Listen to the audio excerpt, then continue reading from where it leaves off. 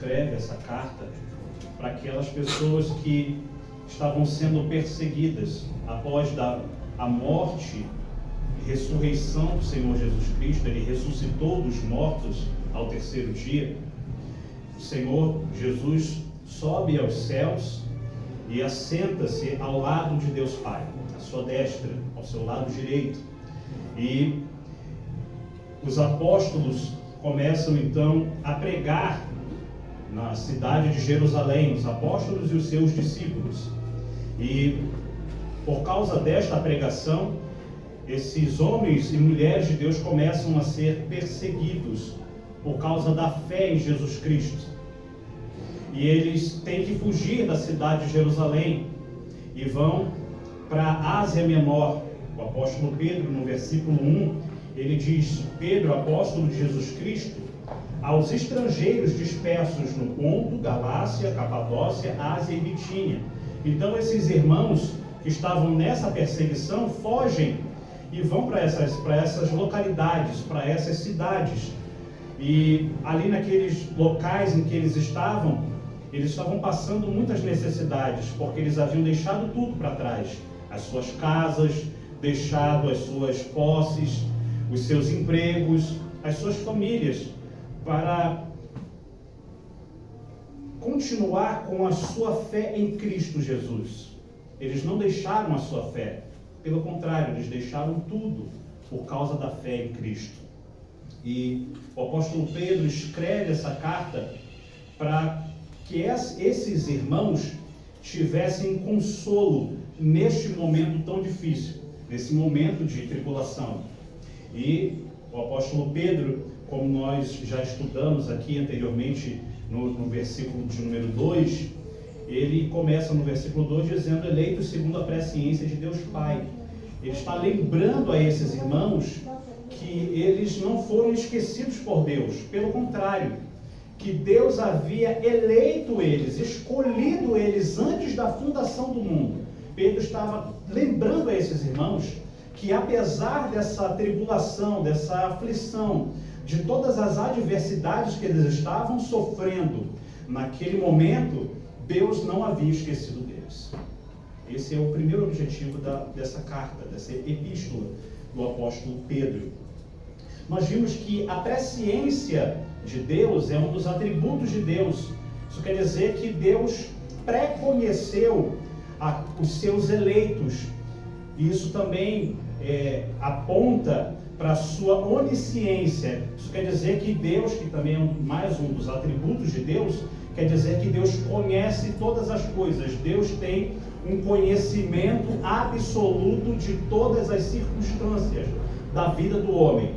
E essa presciência aponta para essa pré-ordenação divina, a eterna escolha feita por Deus de algumas pessoas para serem amoldadas à imagem do seu Filho Jesus.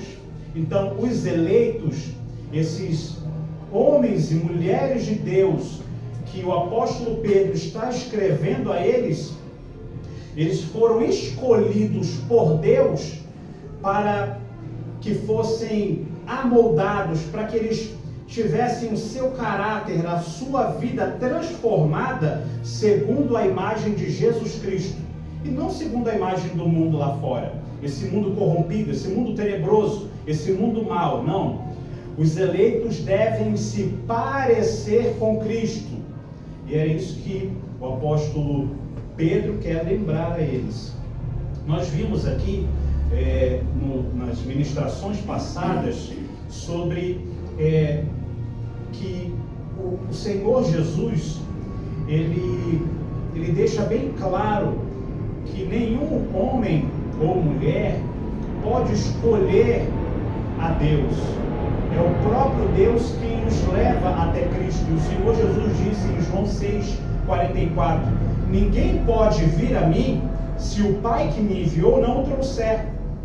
Isso quer dizer que ninguém pode agir favoravelmente ao convite de Jesus da salvação se o Pai não conduzir essa pessoa até Cristo.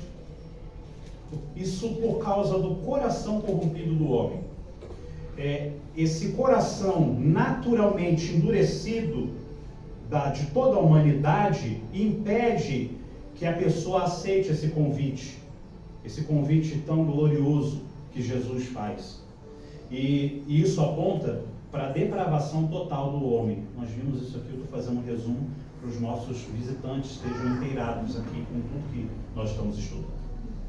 Isso quer dizer, a depravação total quer dizer que todos os homens, todos os seres humanos, nascem totalmente depravados, ou seja, totalmente corrompidos pelo pecado. E são incapazes de se salvar ou de escolher o bem em questões espirituais. Paulo deixa bem claro isso quando ele diz em Romanos 3:23, porque todos pecaram e destituídos estão da glória de Deus. Paulo quer nos demonstrar a pecaminosidade universal. É o que nós chamamos de universalismo. O que é isso? Algumas pessoas acreditam no universalismo da salvação, ou seja, que todas as pessoas serão salvas por Jesus. E alguns vão além nesse pensamento, que até o diabo será salvo no final das contas. Lá no final de todas as coisas, ele será salvo. Isso é uma mentira, isso é um engano. Essa doutrina não existe na Bíblia. Na Bíblia existe o universalismo, é verdade, mas não o universalismo da salvação. Não é esse o universalismo que Paulo ensina aqui. Paulo ensina o universalismo da perdição. Quando ele diz, porque todos pecaram, estão destituídos da glória de Deus, Paulo está evidenciando o universalismo da perdição. Todos pecaram e estão distantes da glória de Deus. Estão separados da glória de Deus. Isso quer dizer que essa depravação total, esse pecado que corrompeu todo o corpo e a alma, a mente do ser humano, esse pecado nos afasta, nos distancia de Deus. Essa é uma das doutrinas que emanam da Escritura, essa depravação total e esse universalismo da perdição. A única forma de você ser salvo deste pecado, dessa condição tão terrível, desse pecado que foi herdado de Adão, esse pecado que foi nos transmitido de geração em geração, desde Adão até os nossos dias, a única forma de você se ver livre deste pecado é através de Jesus Cristo. E é por isso que nós estamos aqui. É por isso que nós nos reunimos aqui para estudar a Escritura, estudar a Palavra de Deus, que vai nos demonstrar como nós podemos ser salvos, como nós podemos ser santificados pelo sangue do Cordeiro e termos uma natureza transformada. Essa natureza pecaminosa, ela pode ser transformada pelo poder de Deus. Nós podemos ter uma nova vida, e essa vida nova é com Cristo. Se estivermos em Cristo, então nós seremos livres desta enfermidade mortal que é o pecado. Isso foi o que nós estudamos nas nossas ministrações passadas. Nós vimos também que existe uma eleição, o apóstolo Pedro falou, eleitos segundo a presciência de Deus, que existe uma eleição incondicional.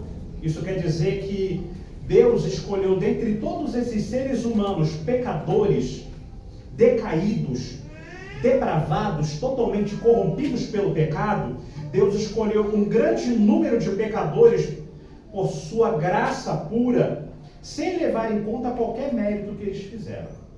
Porque tudo que esses homens depravados, corrompidos pelo pecado, até a bondade que eles fazem está corrompida. É o que Isaías diz, que as nossas obras são como trapos de imundícia.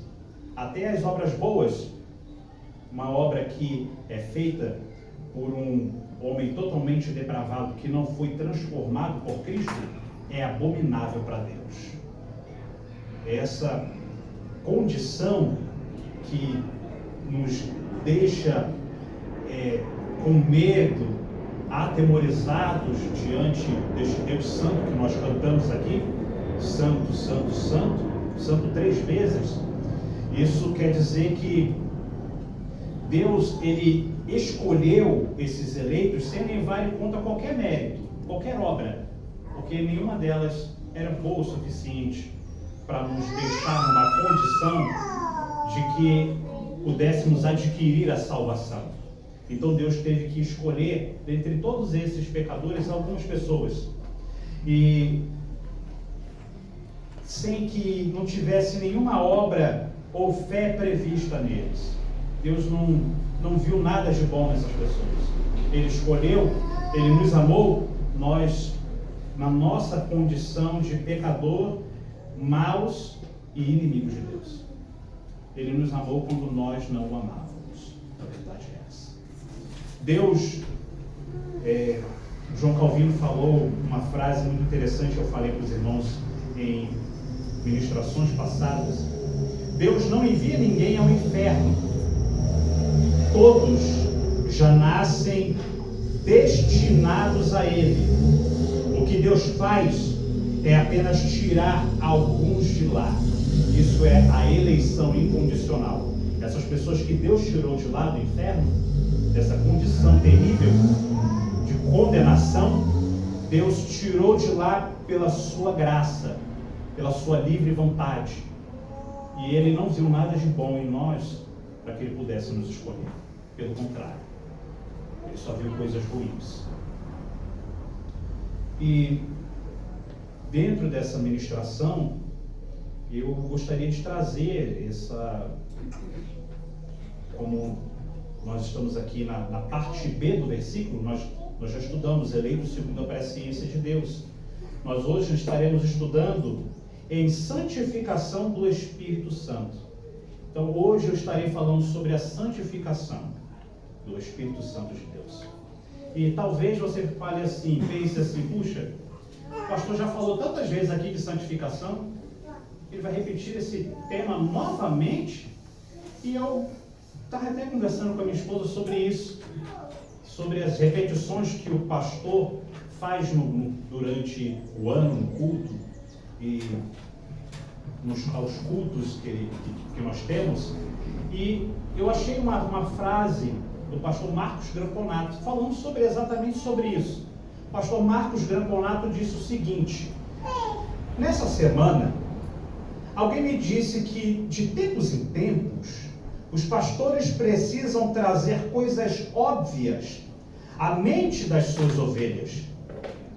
E é a mais pura verdade.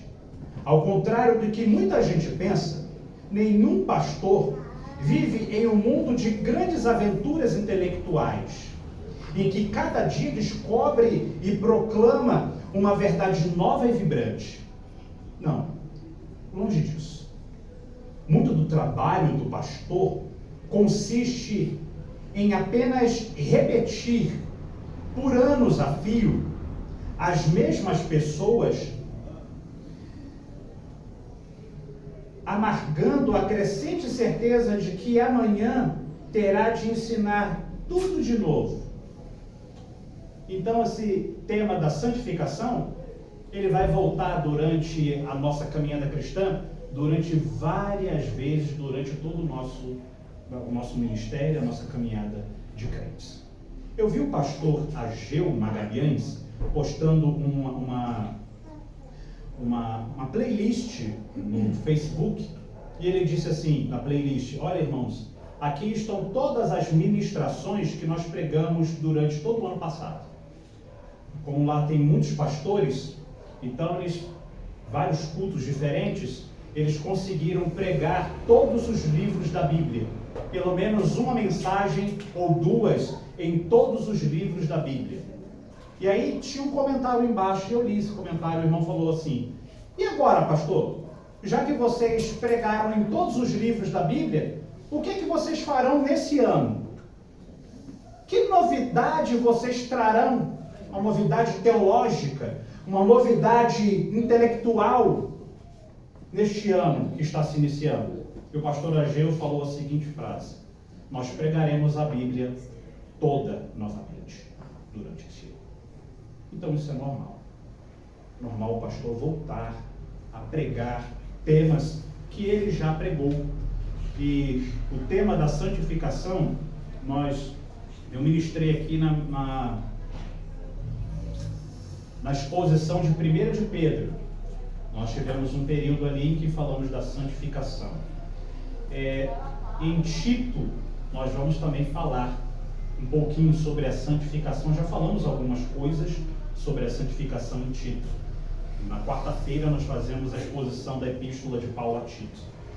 E hoje eu vou estar falando aqui sobre a santificação do Espírito Santo. Eu vou estar dando uma introdução para que os irmãos que estão chegando agora na igreja, os nossos visitantes também, possam entender o que é a santificação. Nós vamos, de forma lenta, com calma, aprender o que é a santificação. Por que eu estou fazendo isso? Porque 90% dos irmãos que se encontram aqui vieram de outras igrejas e aprenderam um outro modelo que não é das Escrituras de santificação. Uma santificação que não tem a ver com as Escrituras. E nós vamos aprender biblicamente juntos o que é esta santificação do Espírito. Muito bem. O nosso ponto 1 na mensagem de hoje, baseado na parte B do versículo 2, em santificação do Espírito, o nosso ponto 1 vai dizer assim: o amor eletivo do Pai está ligado à obra do Espírito Santo em aplicar a redenção aos escolhidos. Em 2 Tessalonicenses, capítulo 2, versículo 13, está escrito assim: mas devemos sempre dar graças a Deus por vós, irmãos amados do Senhor, por vos ter Deus elegido desde o princípio desde o princípio para a salvação, em santificação do Espírito e fé da verdade. Isso quer dizer que o objetivo da eleição divina, a eleição é a escolha de Deus. Deus escolheu aqueles que iriam crer, aqueles que seriam salvos, antes da fundação do mundo. Isso quer dizer que Deus escolheu o seu povo, aqueles que creriam em Jesus, antes dele criar todas as coisas. Antes da fundação do mundo significa antes de fazer o mundo, antes de fazer o universo. Deus criou todas as coisas que nós vemos, tudo que existe, o sol, a lua, os planetas, todas as coisas foram criadas por este Deus que nós estamos aqui adorando Ele nessa noite. E antes de Deus criar todo o universo, as constelações e tudo que nós vemos, tudo que existe no mundo e em todo o universo inteiro, Deus escolheu aqueles que iriam crer em Jesus. Escolheu aqueles que seriam salvos. Esses são chamados de eleitos. Então, o objetivo dessa eleição de Deus, dessa escolha de Deus, essa escolha divina, era que eles pudessem ser salvos. Para que esses eleitos fossem salvos. O caminho que leva da eleição para a salvação final é a santificação do Espírito. Sem a santificação do Espírito, é impossível a salvação. É necessário que a pessoa seja santificada pelo Espírito Santo de Deus. Essa santificação, ela passa por alguns estágios. Nós vamos ver com calma aqui para que você possa entender isso. Eu frisei aqui um ponto aqui muito interessante. Eu falei aqui o caminho que leva da eleição à salvação final. O que é isso? O que eu quis dizer com salvação final? Isso quer dizer que o seguinte: o crente, aquele que creu em Jesus Cristo, que entendeu que é um pecador, que confessou seus pecados a Jesus e invocou o nome do Senhor para que fosse salvo. Ele se tornou um crente, ele foi salvo. Esse crente foi salvo definitivamente. Isso quer dizer que a culpa do pecado foi cancelada. A Bíblia diz que o salário do pecado é a morte. Essa morte é uma morte eterna. Nós, como seres humanos, nós nascemos fisicamente, nós estamos vivos fisicamente, mas por causa do pecado, todos os homens nascem mortos espiritualmente. Então isso quer dizer que existem duas vidas. O gato, o pessoal diz que tem 7 vidas? O gato tem 7 vidas. Claro que não, né? Só tem uma. Isso é uma coisa de desenhos animados. Na verdade, o homem tem 2 vidas. A vida física e a vida espiritual. Todos nascem vivos fisicamente. O bebezinho nasceu fisicamente vivo, mas espiritualmente ele está morto. É necessário então que haja o trabalhar do Espírito Santo de Deus ressuscitando dos mortos espirituais, para que essa pessoa creia e entenda o Evangelho. Então, quando a pessoa crê, ela foi ressuscitada dos mortos espirituais. E ela passa a ser salvo. E essa salvação é definitiva. A pessoa não perde a salvação. Então nós fomos salvos definitivamente. Salvos do quê? Salvos dessa culpa, da penalidade do pecado, da morte eterna. Isso que é a salvação. Em 1 Coríntios, capítulo 1, versículo 18, Paulo diz assim, 1 Coríntios 1, 18: porque a palavra da cruz é loucura para os que perecem, mas para nós que somos salvos, é o poder de Deus. Então nós somos salvos. Só que tem uma segunda condição. Nós também estamos sendo salvos. Ué, como assim? Eu não fui salvo? Foi. A culpa do pecado não está mais sobre aqueles que creram em Jesus. Porém, nós estamos sendo salvos. E esse estar sendo salvo vai apontar para o processo da santificação. É o nosso tema daqui de hoje. Santificação do Espírito. Aqueles que foram eleitos antes da fundação do mundo, escolhidos para serem salvos, eles são mantidos nesta fé pelo Espírito de Deus. Deus vai sustentando eles durante toda a vida. Por isso nós estamos sendo salvos. E está sendo salvo, o apóstolo Paulo fala sobre isso em Romanos 6,14. Ele diz: porque o pecado não terá domínio sobre vós, pois não estáis debaixo da lei, mas debaixo da graça. Isso quer dizer que o hábito e domínio do poder do pecado não nos domina mais. Agora, aquele irmão, aquela irmã que creu em Cristo, o Espírito Santo de Deus habita dentro dele, no coração dele, e o Espírito Santo é entronizado no coração do cristão. E por causa disso, o Espírito Santo de Deus vai habilitando esta pessoa a vencer o pecado durante toda a sua trajetória de vida. Por isso ele está sendo salvo. Mas também está sendo salvo, mas também será salvo. Mas como assim? Nós somos salvos, estamos sendo salvos e seremos salvos? Como assim? O apóstolo Paulo diz o seguinte, em Romanos 13:11. Romanos 13:11 ele diz assim: e isto digo, conhecendo o tempo, que já é hora de despertarmos do sono, porque a nossa salvação está agora mais perto de nós do que quando aceitamos a fé. Ué, como assim, Paulo? Você não é salvo? Claro, mas Paulo estava aqui dizendo que a nossa salvação está mais perto. Ué, mas você não já é salvo? Como essa salvação está mais perto? Isso quer dizer que nós seremos salvos do quê? O crente foi salvo, está sendo salvo, processo de santificação, e será salvo da presença do pecado.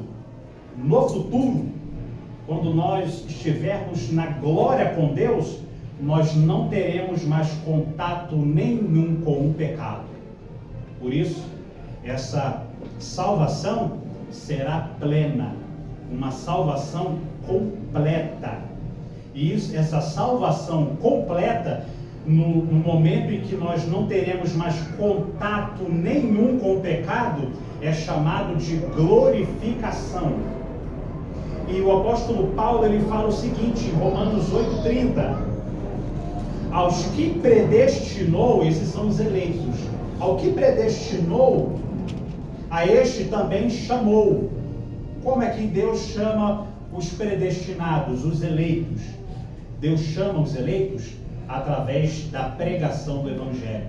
Isso que eu estou fazendo agora é o chamado de Deus. Se você entender isso que eu estou falando, isso quer dizer que Deus está chamando você para a salvação. Por isso é necessária a pregação do Evangelho. Quando o pregador está pregando a mensagem do Evangelho, Deus está chamando os seus eleitos para deixarem o pecado e virem para o reino de Deus, arrependidos, confessando os seus pecados, invocando o nome do Senhor para que sejam salvos. Invocar o nome do Senhor para que seja salvo é pedir ao Senhor Deus a salvação que há em Cristo Jesus. Senhor, me conceda a salvação que há em Cristo Jesus. E Deus concederá essa salvação.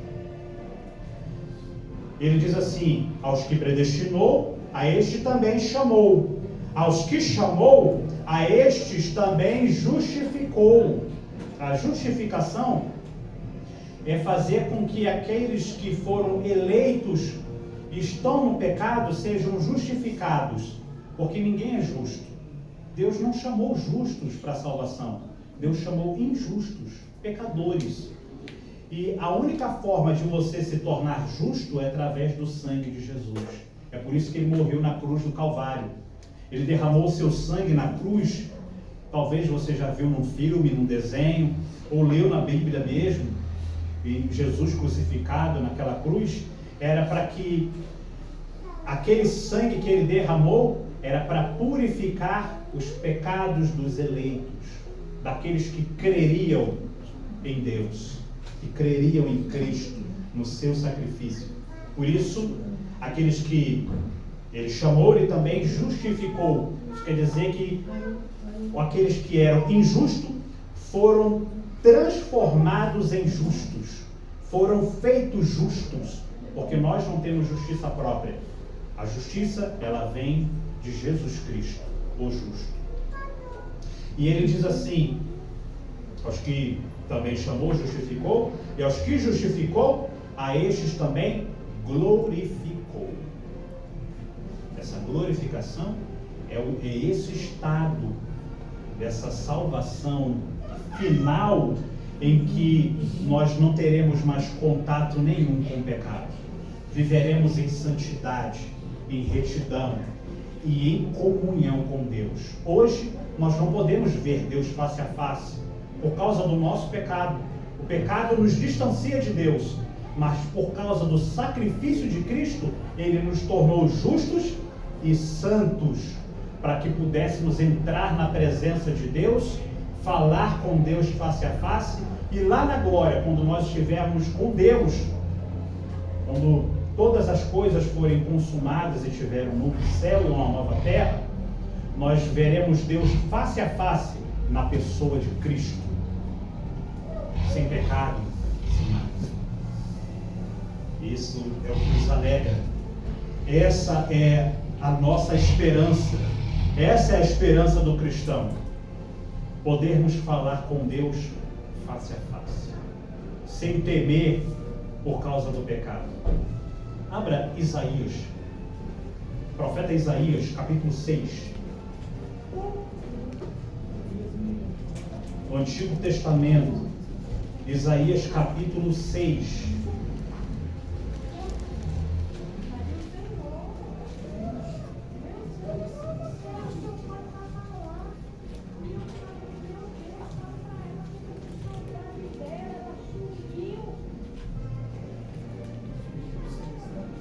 Acharam aí? Gostaria que você acompanhasse comigo nessa leitura. Isaías capítulo 6.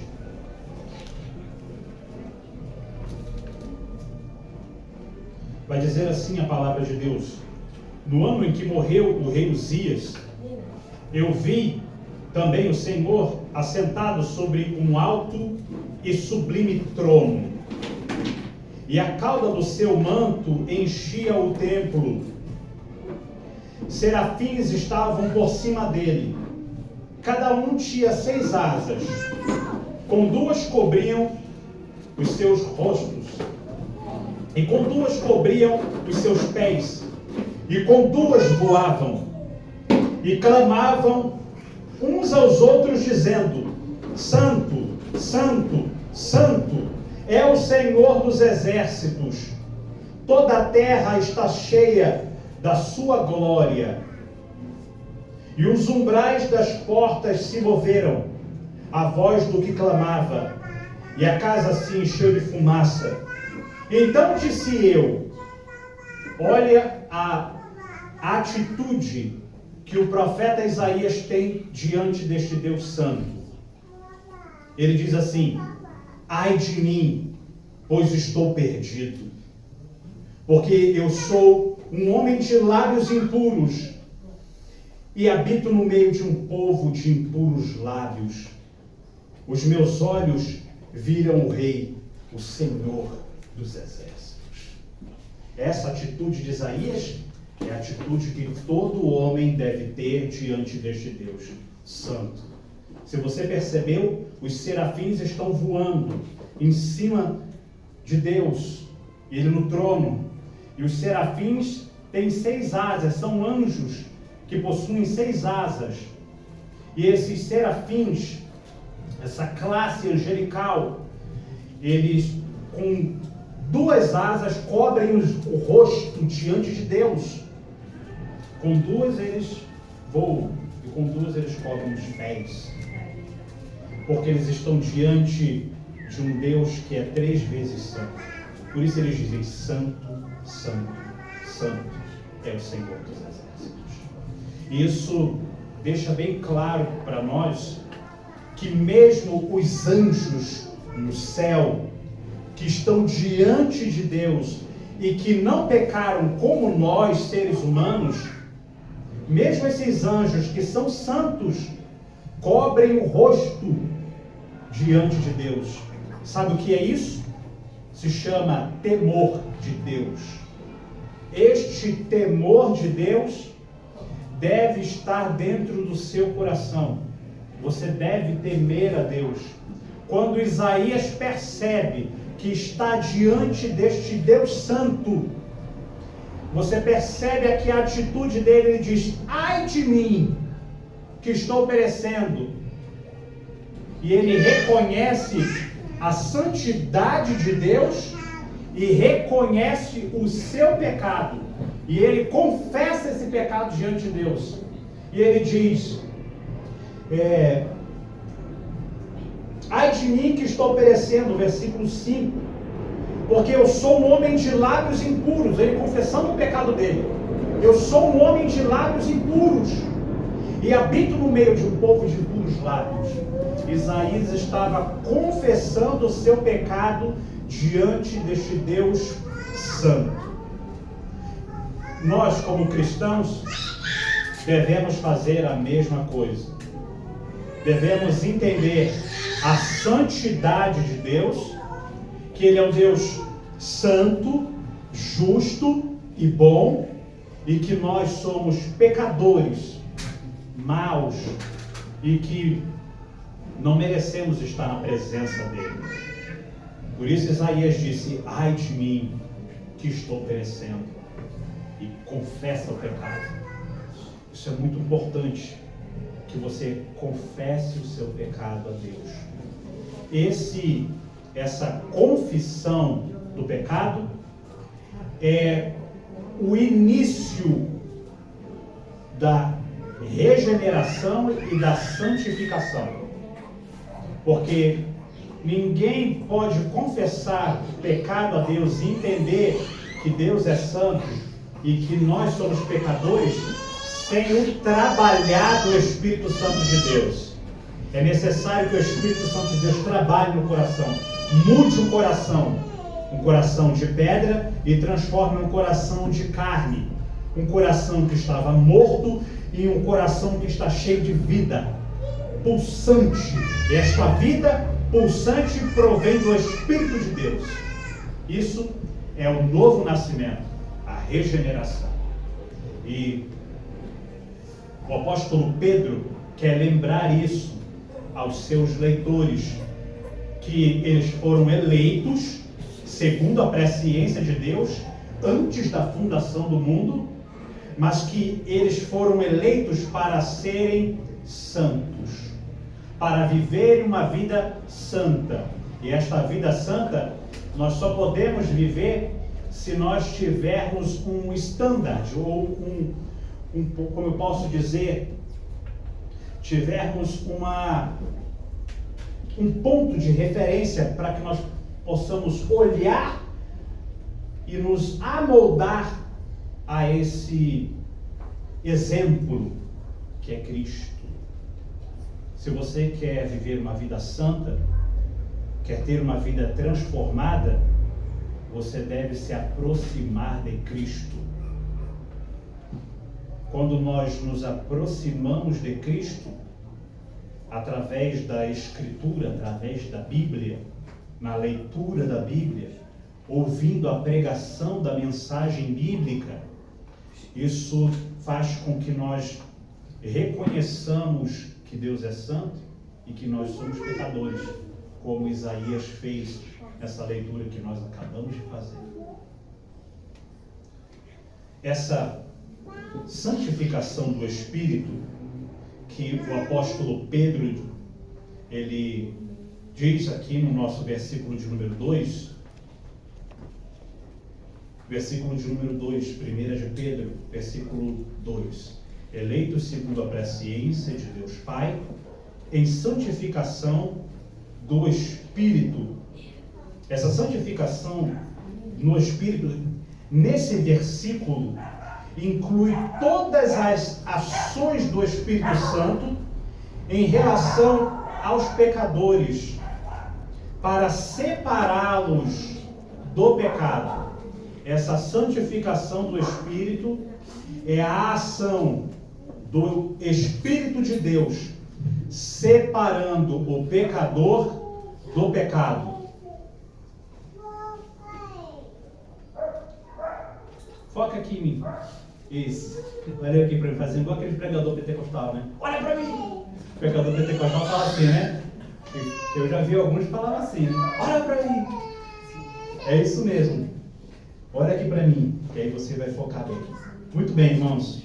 Essa santificação do Espírito quer dizer o seguinte, que o Espírito de Deus vai trabalhar eficazmente, separando o pecador do pecado.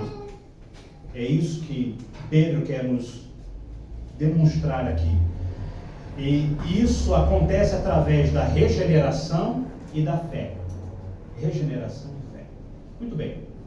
Em João, capítulo 1, versículo 12 e 13, vai dizer assim: mas a todos quantos o receberam, deu-lhes o poder de serem feitos filhos de Deus, aos que creem no seu nome, os quais não nasceram do sangue, nem da vontade da carne, nem da vontade do homem, mas de Deus.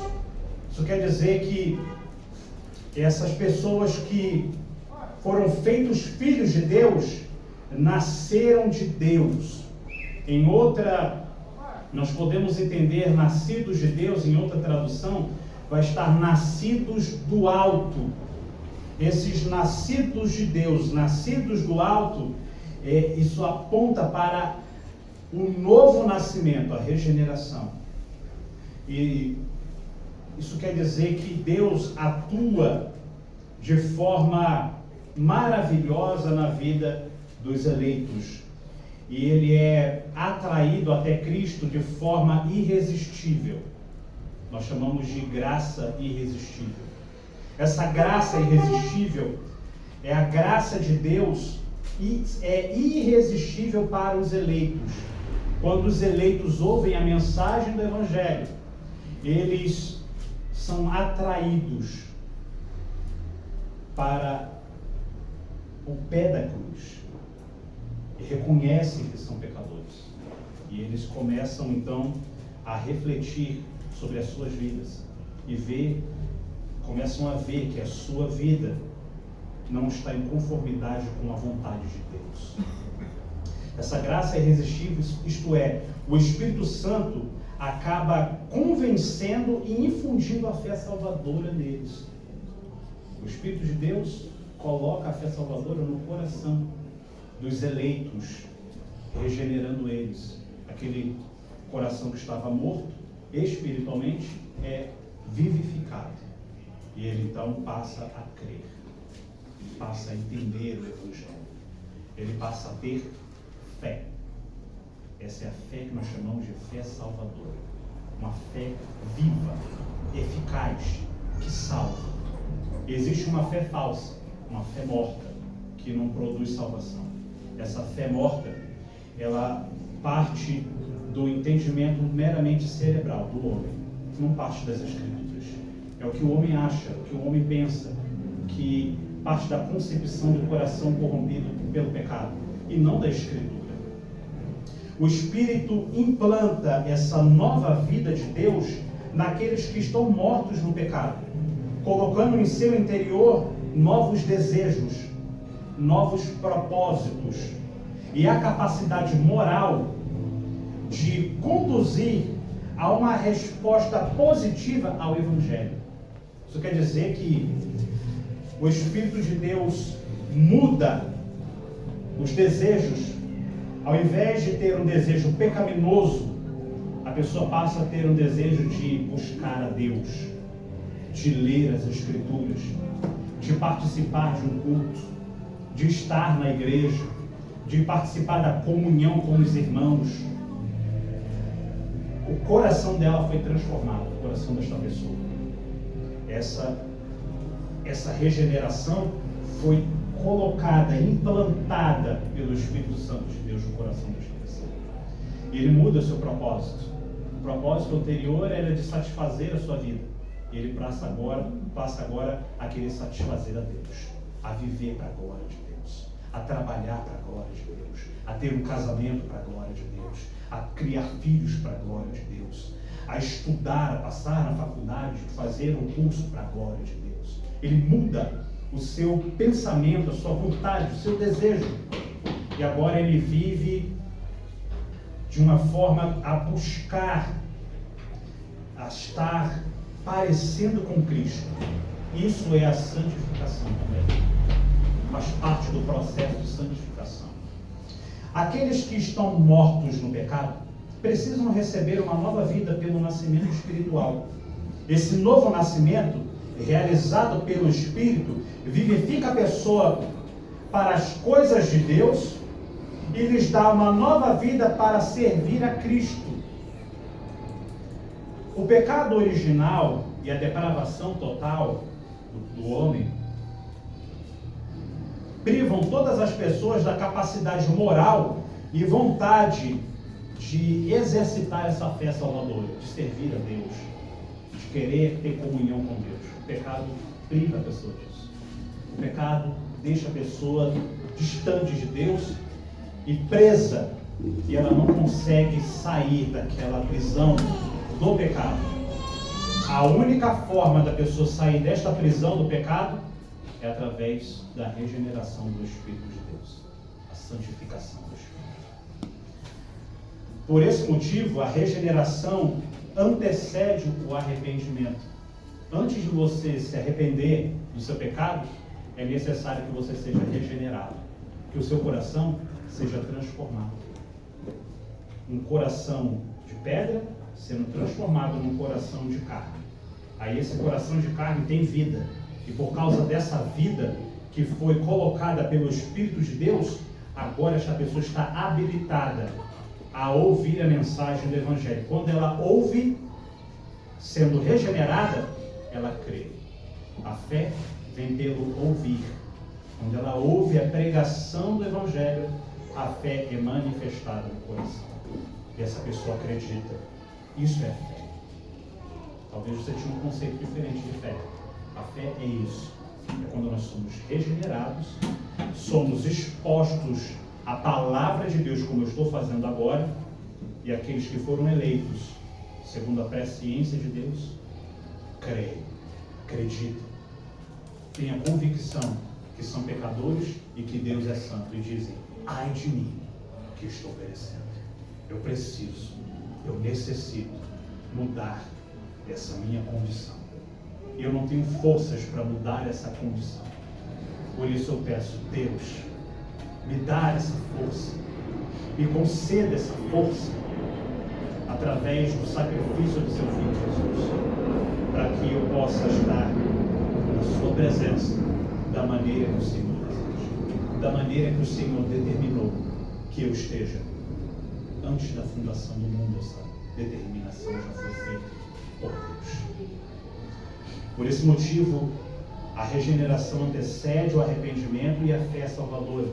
Sem a regeneração, não podemos ver nem entrar no reino de Deus.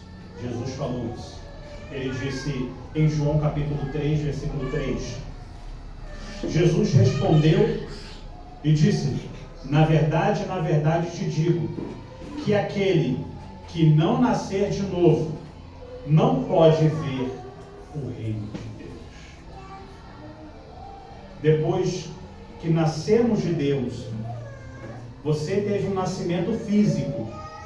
Você nasceu sendo uma geração natural ali pelo seu pai e pela sua mãe. Você teve um nascimento físico. Mas agora você precisa ter um nascimento espiritual. Esse nascimento espiritual é acreditando na mensagem do Evangelho. Quando você acredita, então você nasce de Deus. Você se torna um filho de Deus, uma filha de Deus. E isso faz toda a diferença.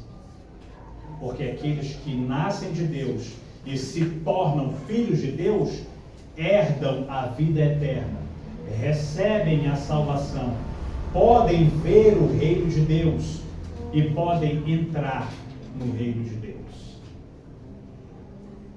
recebendo a capacidade para crer em Cristo e seguir a Cristo. Muita gente diz: eu tenho Jesus aqui no meu coração, mas a sua vida não é uma vida de santidade e retidão.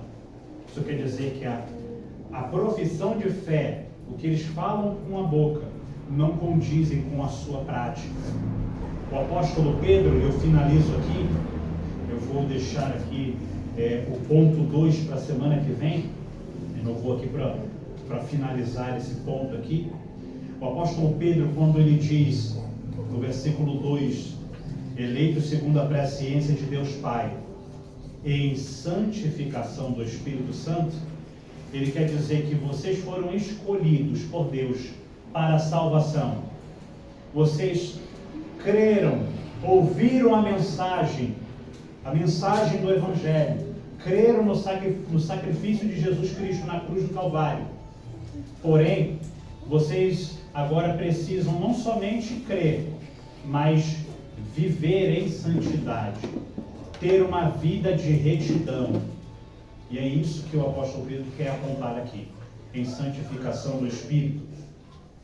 Isso quer dizer que santificação do Espírito quer dizer também consagrá-los para o serviço de Deus, incluindo a santificação no sentido progressivo. Aqui eu estou finalizando. Essa santificação no sentido progressivo quer dizer que você foi salvo. Você creu em Jesus? Crê, então você foi salvo. A culpa do pecado não está mais sobre você. Porém, agora, você deve passar pelo processo de santificação. Esse processo de santificação dura toda a vida, até a morte. Nós continuamos pecadores. A culpa do pecado não está mais sobre nós, mas continuamos pecando. Quando nós pecamos, o crente peca, ele deve se arrepender e pedir perdão pelo seu pecado. E ele deve deixar o pecado e não praticar mais aquele pecado. Ele deve confessar e deixar. Ele alcançará a misericórdia de Deus. Deus é um Deus misericordioso, é um Deus perdoador. Isso é muito importante que você aprenda. Esse processo de progressivo, essa santificação progressiva, nós podemos chamar também de perseverança dos santos. A perseverança dos santos é o seguinte: todos os eleitos vão perseverar na fé até o fim e chegar até o céu. Nenhum perderá a salvação. Isso é a perseverança dos santos. Essa perseverança dos santos, ela é capacitada pelo Espírito de Deus. É o Espírito Santo de Deus que habita dentro do crente, que faz com que ele persevere na fé, com que ele se arrependa. Ele escorrega em um pecado, o Espírito Santo de Deus convence o crente do pecado, da justiça e do juízo. Então ele se arrepende e volta para o caminho de Deus. E ele vai perseverando na fé. Esse progressivo abandono do pecado em direção a Deus tem como padrão a imagem de Jesus Cristo.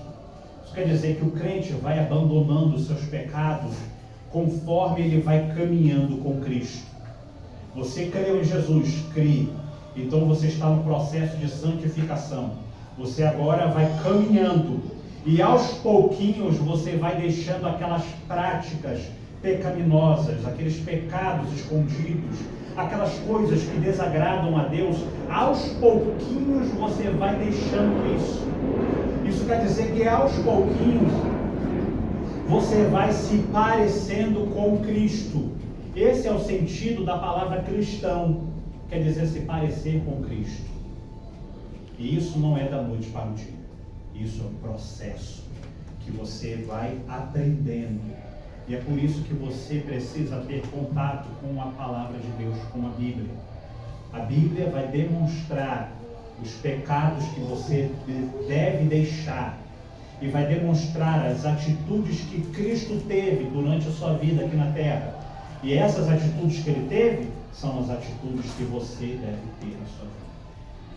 Quando Jesus estava na cruz, as pessoas estavam escarnecendo dele. Dizem: você não é o Cristo? Você não é o Filho de Deus? Você não tem poder? Desce da cruz e nós creremos em você. E cuspiam em Jesus, zombavam dele, escarneciam dele. E Jesus orou por esses homens e disse: Pai, perdoa eles, porque eles não sabem o que fazem. Essa atitude é que o cristão deve ter, é que você deve ter, que eu devo ter. Perdoar os inimigos, amar os inimigos como Jesus nos amou. Nós éramos inimigos dele e ele nos amou. E ele disse: vocês também devem amar os seus inimigos, perdoar os seus inimigos, ter a reconciliação, amar a Deus acima de todas as coisas e o próximo como a você mesmo. Você não ama a si mesmo? Claro que ama. Você toma banho, você cuida do seu corpo, você alimenta o seu corpo, você passa uma maquiagem, um produto, penteia o seu cabelo, você cuida do seu corpo, cuide também do seu próximo. E às vezes o seu próximo é o seu inimigo. Jesus disse: ame o seu inimigo, cuide dele, assim como Deus cuida de você. Isso é santificação. Isso é deixar aqueles sentimentos que nós tínhamos do passado, trocar pelos sentimentos de Cristo, pela vontade de Cristo. E eu encerro aqui com uma frase de João Calvino. João Calvino falou especificamente sobre isso. Ele disse o seguinte, um dos reformadores da Reforma Protestante. João Calvino disse assim: todavia, que ninguém se engane, nem se vanglorie do seu mal, não se vanglorie do seu pecado.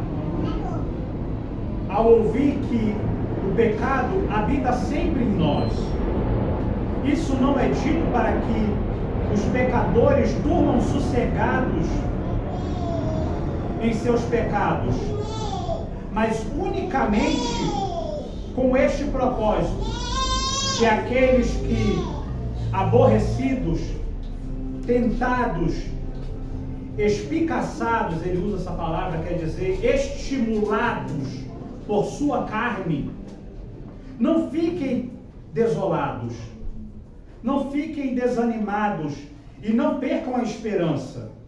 Antes, que vejam que continuam no caminho certo e que tiveram bom proveito, aprenderam com seus pecados. É isso que ele quer dizer aqui.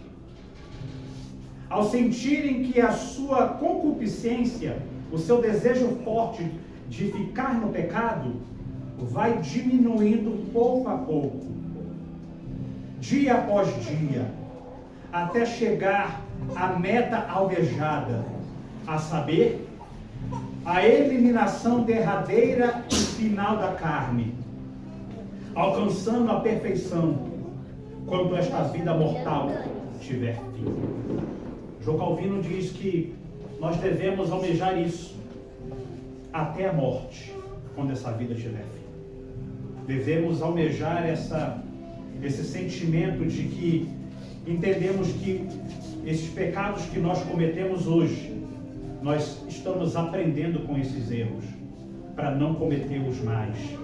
E que o Espírito Santo de Deus vai trabalhando no nosso coração, santificando a nossa vida, passo a passo, e que cada dia que nós nos aproximamos de Jesus Cristo, nosso pecado vai sendo diminuído cada dia mais. Os desejos pecaminosos vão diminuindo. O pecado vai perdendo a força. E nós vamos então nos aproximando cada vez mais de Deus, tendo comunhão com Deus, com o seu Santo Espírito, para a glória de Deus. Esse é um dos objetivos do processo de santificação. Nós vamos aprender um pouquinho mais no ponto 2 na semana que vem, e vamos falar que a santidade habilita o crente para ser semelhante a Cristo. Que Deus abençoe.